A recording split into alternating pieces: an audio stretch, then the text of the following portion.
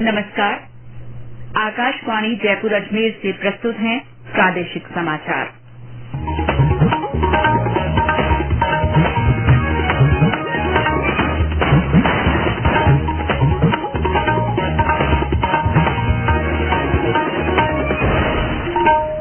मुख्य समाचार। राज्य मंत्रिपरिषद का कल विस्तार होगा। राजभवन में दोपहर बाद शपथ ग्रहण समारोह। प्रदेश में विकसित भारत संकल्प यात्रा के शिविरों का जनप्रतिनिधियों ने निरीक्षण किया। राजस्थान कर्मचारी चयन बोर्ड ने सामुदायिक स्वास्थ्य अधिकारी संविदा भर्ती परीक्षा 2022 निरस्त की। और प्रदेश के अधिकतर स्थानों पर ठंड बढ़ी। माउंट आबू में पारा गिरकर 1 डिग्री पर आया।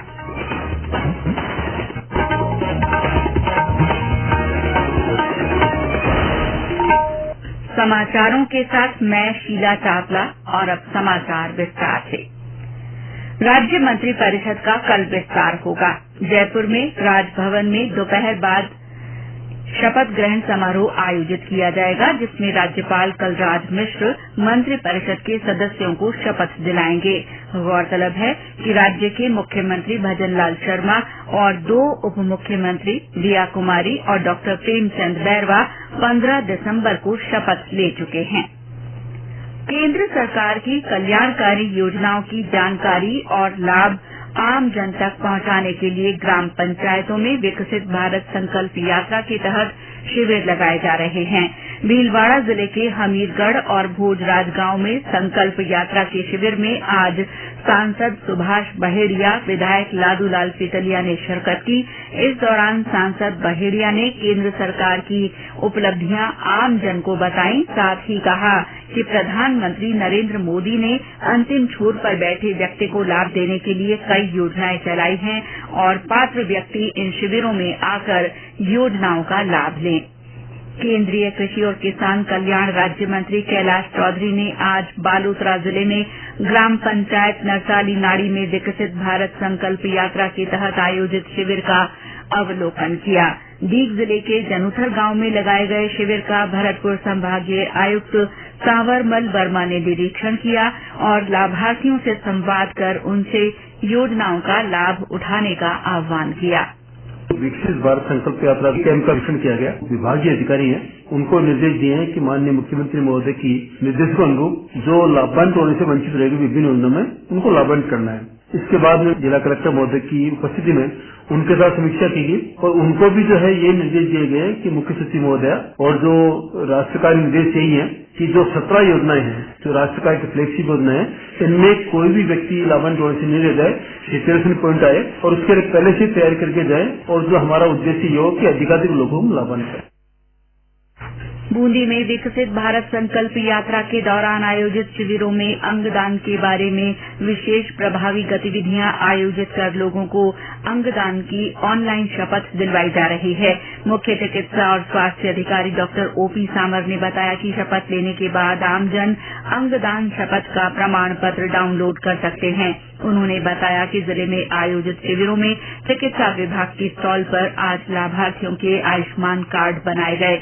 डॉक्टर सामर ने डाबी गणेशपुरा में आयोजित शिविर में जाकर विभाग की स्टॉल के जरिए लाभार्थियों को दी जा रही स्वास्थ्य सुविधाओं की जानकारी ली। उन्होंने लाभार्थियों से बात भी की।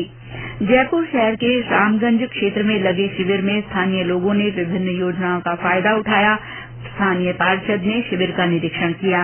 इस दौरान आमजन ने अंगदान के लिए शपथ पत्र भरे। मेरा नाम किरण मीना है, मैं घाटगेट में रहती हूँ और मैं मोदी जी की गारंटी के कैंप में आई थी, तो मैंने अंगदान में रजिस्ट्रेशन करवाया अपना और मैं बहुत खुश हुई थी इससे। बांसवाड़ा में मुख्य चिकित्सा और स्वास्थ्य अधिकारी डॉक्टर एचएल ताबियार ने संकल्प यात्रा के तहत वजवाना में आयोजित शिविर में चिकित्सा व्यवस्थाओं का जायजा लिया। साथ ही उन्होंने आयुष्मान भारत कार्ड बनाने की गति बढ़ाने के निर्देश दिए। झालावाड़ जिले में आज ग्राम पंचायत डूंगरगांव, बड़ौदिया, सरखंडिया, लसुड़िया शाह, खोखरिया खुर्द, करावन, दोबड़ा, सामरिया और पंचायत समिति पेड़ावा में शिविर आयोजित किए गए। इन स्थानों पर हेल्थ कैंप में आम जन की विभिन्न प्रकार की स्वास्थ्य जांच की गई और अनुभवी चिकित्सकों द्वारा लोगों को स्वास्थ्य परामर्श दिया गया। शिविरों में किसानों को खेतों में ड्रोन के माध्यम से नैनो यूरिया के छिड़काव, जैविक खेती, मृदा स्वास्थ्य कार्ड सहित उन्नत खेती से संबंधित कई तरह की जानकारी दी गई। केंद्रीय संचार ब्यूरो के क्षेत्रीय कार्यालय जोधपुर द्वारा फलौदी में उज्जवल भारत पर आयोजित 3 दिन की मल्टीमीडिया प्रदर्शनी आज संपन्न हो गई। समापन समारोह को संबोधित करते हुए नगर परिषद सभापति पन्नालाल व्यास ने बताया कि प्रदर्शनी के माध्यम से योजनाओं की जानकारी को जन जन तक पहुंचाने का प्रयास किया गया। इसी तरह करौली में भी मल्टीमीडिया प्रदर्शनी आज संपन्न हुई। इस प्रदर्शनी में आजादी के अमृत महोत्सव के तहत आजादी के नायकों के साथ साथ राजस्थान से संबंधित स्वतंत्रता संग्राम से जुड़े विशिष्ट पहलुओं को शामिल किया गया। इसके अलावा प्रदर्शनी में युवाओं, महिलाओं और किसानों को ध्यान में रखते हुए बनाए गए फिट इंडिया जोन, किसान जोन, मन की बात जोन के प्रति आमजन में उत्साह देखा गया। 3 दिवसीय इस प्रदर्शनी के अवलोकन हेतु आमजन का तांता लगा रहा। प्रदर्शनी में फिट इंडिया, हिट इंडिया कार्यक्रम के तहत युवाओं ने विभिन्न उपकरणों का लाभ लिया। वहीं सरकार की कल्याणकारी योजनाओं के बारे में जानकारी के अलावा विभिन्न विभागों द्वारा संचालित योजनाओं की जानकारी प्रदर्शनी में लगाई गई स्टॉल से प्रदान की गई। बांकीलाल शर्मा, आकाशवाणी समाचार, करौली। चिकित्सा और स्वास्थ्य विभाग की अतिरिक्त मुख्य सचिव शुभ्रा सिंह के निर्देश पर प्रदेश के 447 सरकारी अस्पतालों और डिस्पेंसरियों का आकस्मिक निरीक्षण किया गया।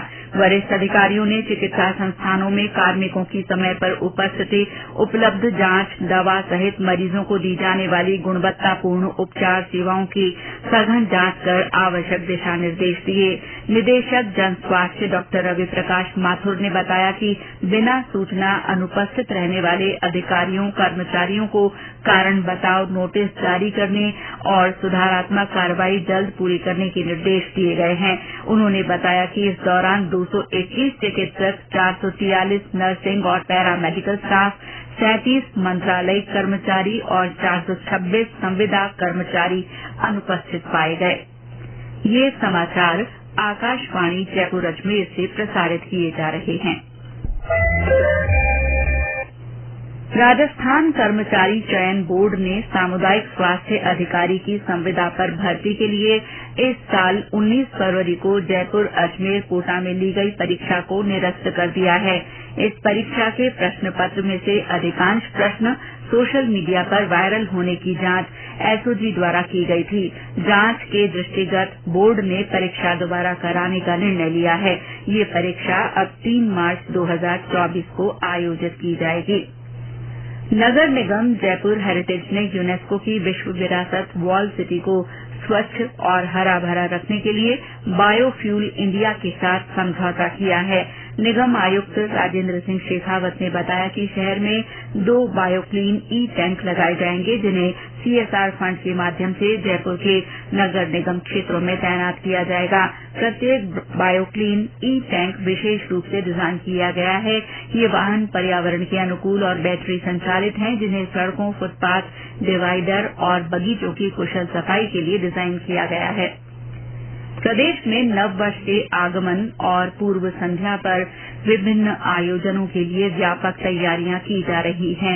इस दौरान प्रदेश के पर्यटक स्थलों पर भारी भीड़ बनी हुई है। नव वर्ष के अवसर पर पर्यटकों की भारी भीड़ के कारण रणथंभौर में वन विभाग की ओर से एहतियातन विभिन्न कदम उठाए जा रहे हैं। पर्यटकों को बिना कन्फर्म टिकट के रणथंभौर नहीं आने की सलाह दी जा रही है। वहीं भारी भीड़ के कारण शेरपुर नाका, गणेश धाम से रणथंभौर गणेश मंदिर तक निजी चौपहिया वाहनों का प्रवेश भी कल से 1 जनवरी तक बंद रखने के निर्देश जारी किए गए हैं। पर्यटकों की भारी भीड़ के चलते सफारी टिकट लेना मुश्किल हो गया है। मुख्य वन संरक्षक पी कथिरवेल ने सूचना जारी करते हुए कहा कि आमजन और वीआईपी कैटेगरी के टिकट भी आगामी 7 दिनों तक भारी भीड़ के चलते उपलब्ध नहीं हो पाएंगे। उन्होंने बिना टिकट कंफर्मेशन रणथंभौर में नहीं आने की बात भी कही है, ताकि पर्यटकों को धोखाधड़ी और कालाबाजारी होने से बचाया जा सके। उन्होंने कहा कि विशिष्ट कैटेगरी के लिए पर्यटकों के नाम उन्हें व्हाट्सएप किए जाने तथा इसके बाद में जांच और सूची की प्रक्रिया के बाद उपवन संरक्षक ही टिकट जारी करेंगे तथा इसका भुगतान सरकारी दर पर क्यूआर कोड पर ही किया जाएगा। और इसके अलावा कैंटरों की भी व्यवस्था की जाएगी, ताकि गणेश मंदिर जाने वाले दर्शनार्थियों को असुविधा से बचाया जा सके। सतीश वर्मा, आकाशवाणी समाचार, सवाई माधोपुर। सिरोही जिले के माउंट आबू में आज से शरद महोत्सव आयोजित किया जा रहा है। जिला प्रशासन, पर्यटन विभाग और नगर पालिका की ओर से हो रहे इस महोत्सव के लिए पर्यटकों का विशेष रुझान देखने को मिल रहा है। और ब्यौरा हमारे संवाददाता से। सिरोही जिले में स्थित राजस्थान के एकमात्र हिल स्टेशन माउंट आबू में आज से 3 दिवसीय शरद महोत्सव शुरू हुआ। शरद महोत्सव का शुभारंभ शोभा यात्रा के साथ हुआ, जो कि शहर के मुख्य मार्गों से होकर निकाली गई। इस शोभा यात्रा में देश भर से आए कलाकारों ने अपने अपने कार्यक्रम प्रस्तुत किए। 3 दिनों तक चलने वाले इस शरद महोत्सव में विभिन्न सांस्कृतिक कार्यक्रम और प्रतियोगिताएं आयोजित की जाएंगी। इस शरद महोत्सव को लेकर पर्यटकों में खासा उत्साह देखा जा रहा है। शरद महोत्सव का समापन 31 तारीख की रात्रि को 12 बजे नव वर्ष के आगाज के साथ होगा। साकेत गोयल, आकाशवाणी समाचार, सिरोही। प्रदेश में न्यूनतम तापमान में और गिरावट होने से ठंड बढ़ गई है। ज्यादातर स्थानों पर रात का पारा 10 डिग्री या इससे नीचे दर्ज किया गया। माउंट आबू में आज पारा 1 डिग्री पर आ गया। मैदानी इलाकों में सीकर के फतेहपुर में आज भी सबसे कम 3.8 डिग्री सेल्सियस तापमान दर्ज किया गया। राजधानी जयपुर में भी पारा और गिरकर 8.4 डिग्री पर आ गया। हमारे टोंक संवाददाता ने बताया कि जिले भर में आज दिन में तेज ठंड रही। टोंक जिले भर में उपखंड मुख्यालय सहित आज सुबह एक बार फिर बर्फीली सर्दी व कोहरे ने कोहराम मचाया। कड़ाके की सर्दी के चलते लोग गर्म कपड़े पहने होने के बावजूद भी कपकपाते रहे। वहीं तापमान में गिरावट होने से लोगों को कड़ाके की व बर्फीली सर्दी का एहसास होने लगा। इस दौरान सुबह 8 बजे का तापमान 10 डिग्री था, जबकि 10 बजे तक तापमान 13 डिग्री तक पहुँच गया। कड़ाके की सर्दी से लोगों की दिनचर्या प्रभावित रही। आकाशवाणी समाचार के लिए टोंक से अशोक शर्मा। प्रदेश के अन्य जिलों में भी सुबह के समय कोहरे के कारण जनजीवन प्रभावित हुआ।